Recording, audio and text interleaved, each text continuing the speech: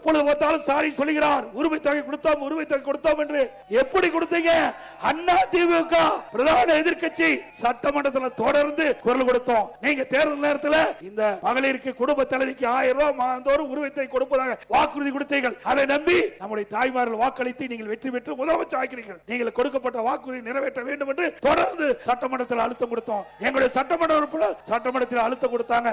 அதோட அது மட்டுமல்ல, தொலைக்காட்சி வாயிலாக நாங்கள் பேட்டி கொடுத்தோம், அறிக்கை வாயிலாக பேட்டி கொடுத்தோம். வேற வழி இல்லாம 28 மாதம் கழிச்சு தான் அந்த உரிமை தொகை கொடுத்தாங்க. இப்போ மக்கள் செல்வாக்கு இழந்த காரணத்தினால ஸ்டாலின் அறிவிச்சிருக்கார், மேலும் 30 லட்சம் பேர்களுக்கு விதியை தளர்த்தி கொடுப்பேன் என்று அறிவித்து கொடுத்திருக்காரு.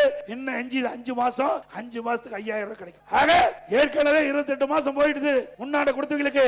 இப்போ 55 மாசம் போயிடுது, மேலும் 5 மாசம் தான் இருக்குது. இது எதற்காக கொடுக்கறாங்க? அந்த குடும்ப தலைவி கஷ்டப்படுறான்னு கொடுக்கல, திமுக வெற்றி பெறுவதற்காக அவருடைய வாக்கு வேணும், அதற்காக கொடுக்கறாங்க. மக்கள் விழிப்போடு இருக்கிறாங்க. நீ என்ன செஞ்சாலும் அடுத்த முறை அண்ணா திமுக கூட்டணி வெற்றி பெறுவதற்கு அவர் வாக்களிப்பார்கள்.